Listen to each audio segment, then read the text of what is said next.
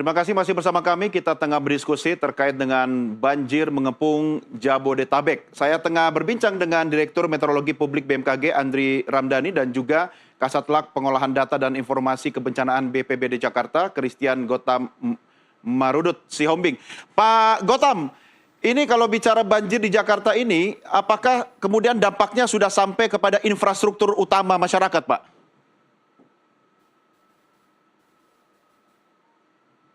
Jadi perlu saya sampaikan bahwa memang seperti yang tadi sudah disampaikan sama Pak Direktur ya, bahwa ini kan banjir luapan ya, ini karena memang luapan daripada Kali Ciliwung ya. Ya. Sehingga tadi Kali Ciliwung ini merupakan kewenangan dari pemerintah pusat. Jadi kalau kita lihat dari dampaknya, ini memang sudah memasukin kepada perumahan masyarakat.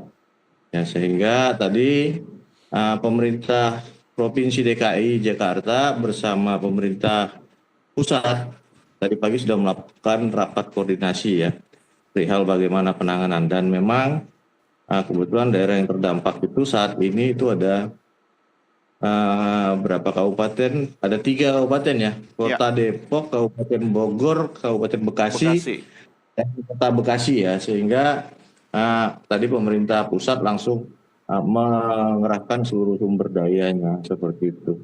Untuk permasalahan apakah ini sudah memasukin fasilitas publik, ya, yang namanya banjir pasti nggak milih-milih tempat, Pak ya? Ya, jadi memang saat ini ya, ada 4 jalan yang tergenang, itu kan merupakan fasilitas publik ya, tapi mudah-mudahan tadi BNPB sudah melakukan upaya mitigasi dengan melakukan operasi modifikasi cuaca yang sudah berjalan mulai dari sore sampai mungkin malam ini sampai besok.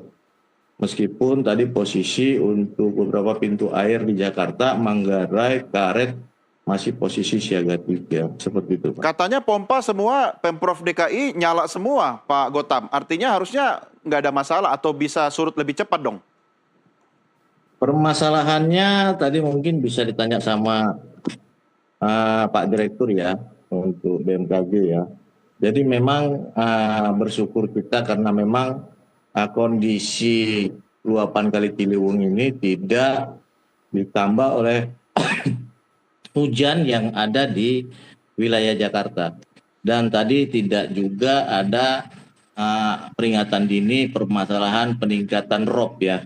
Jadi mudah-mudahan ya, karena memang ini sudah berlangsung dari tanggal 2 pukul 7 sore ya untuk siaga 3 sampai dengan siaga 1 di tanggal 3 dini hari, dan kemarin itu naik kembali di pukul 6 sore dari posisi siaga 3 sampai dengan ke posisi siaga 2 meski tidak mencapai posisi siaga 1 Kali Ciliwung.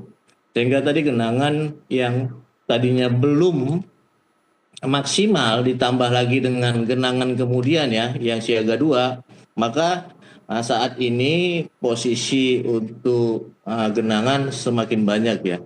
Di hari kemarin itu posisi sampai 69, di tanggal 3 pada pukul 7 malam itu puncaknya 69 titik genangan, dan di pukul 10 itu sudah berkurang sampai dengan 28 titik genangan sisanya. Tapi hari ini per update pukul 4 sore ini sudah jadi 122 titik genangan. Begitu, Mas Doni. Baik, saya kembali ke Pak Andri. Pak Andri, dari data dan informasi yang Anda sampaikan tadi, kalau kita bandingkan dengan tahun 2020, kemudian ini masih belum rekornya curah hujan, artinya bisa terkonfirmasi ini terjadi kerusakan lingkungan yang sangat masif baik di Bogor ataupun Jakarta. Begitu Pak Andri?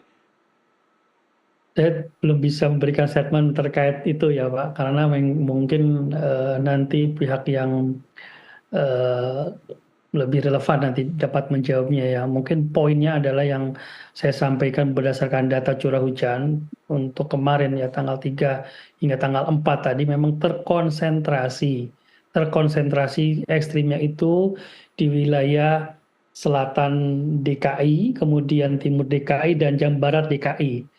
Dan wilayah DKI-nya sendiri curah hujannya tidak ekstrim ya, mungkin sedang tadi saya sampaikan ya untuk untuk kemarin. Tapi tadi banjir luapan kirimannya ini yang karena di Bogor itu sangat sangat ekstrim sekali itu, dan juga kan di hari sebelumnya juga curah hujan ya cukup cukup tinggi juga di wilayah selatan yang di tanggal 2 hingga tanggal 3 itu di AOS di Bogor itu di pengukuran kami itu hingga mencapai 167. Tadi betul sama yang disampaikan oleh Pak Gotam tadi ya. Sebelum selesai yang sebelumnya sudah masuk lagi yang berikutnya yang kiriman ataupun hujan dari luapan Sungai Ciliwung ya. Memang di selatannya itu yang memang sedang ekstrim Artinya memang benar hujannya. ya Pak ya, Jakarta itu dikepung ya. Betul, dikepung. Jakarta yang dikepung itu selatan, Iya. timur, sama barat yang Tangerang ya. Cuma kan Alhamdulillah orang Jakartanya Bogor nggak nggak mau terlalu. dibilang sebagai pengirim banjir, Pak. Ya, orang Jakarta suka bilangnya banjir kiriman. Begitu, Pak Banjir Andri. kiriman, makanya kan istilah itu. Tapi alhamdulillah tadi yang banjir pesisir itu sudah lewat masanya kemarin, masa tinggi sekarang sudah melandai, yaitu tidak diperparah. Kalau itu ini Jakarta bisa bisa terdampak sekali, apalagi kalau hujannya juga terkonsentrasi di Jakarta. Ya, Demikian, Mas Doni. Pak Andri, apakah ada semacam teknologi early warning system yang bisa mengantisipasi Tentu ya, dari sisi cuaca, BMKG itu sudah mendeteksi ini dari seminggu lalu. dari curah hujannya ya, Pak ya? Dari curah hujannya, ya, curah hujannya bahkan hingga semalam itu kita update bahkan 6 jam sebelum, 3 jam sebelum kita terus komunikasikan dengan kawan-kawan di pemerintah daerah ya, BPBD Ya, DKI, kemudian di sekitar. Itu dari curah hujannya itu sudah. Ya, lalu apa teknologi kalau dari sisi BMKG yang bisa kita optimalkan adalah dengan operasi modifikasi cuaca (OMC). Nah, teman-teman BNPB, kemudian juga BPBD Jakarta ya, ini sudah melakukan OMC dan terjadwal hingga tanggal 8 Januari mulai hari dan besok ya, alhamdulillah sudah mulai aktif kembali OMC. Paling tidak ini menurunkan intensitas. ya, Dan terbukti di akhir tahun yang lalu, ini hingga bahkan sampai 60% intensitasnya, 30-60%. ya. Rata-rata 30-60%. Nah, artinya apa? Upaya-upaya apapun itu pemerintah sudah lakukan secara optimal ya. Kalau kami kan dari sisi triggernya ya, dari sisi cuaca. Ya. Dan ini Artinya Pak Andri, kalau curah hujan itu bisa diprediksi, tapi ketika bisa. hujan sudah sampai ke bumi, pergerakan air itu karena Nah, lingkungannya rusak, kecepatannya nggak bisa dihitung kan? betul, dan juga mungkin ada wilayah-wilayah yang memang seharusnya itu menjadi jalan air ya, secara Iya, natural air itu akan mengikuti jalurnya iya. gitu loh. Sekarang sudah Nah, jadi permukiman semua Pak, apalagi di Bogor sana. Tapi Pak Andri, BMKG nggak kena efisiensi anggaran kan Pak untuk alat-alat penting Pak? oh tentu tidak. Benar ya Pak ya? Kami efisienkan hal-hal yang tadi ya, yang memang utamanya adalah untuk tupoksi ini tetap kita prioritaskan, Mas.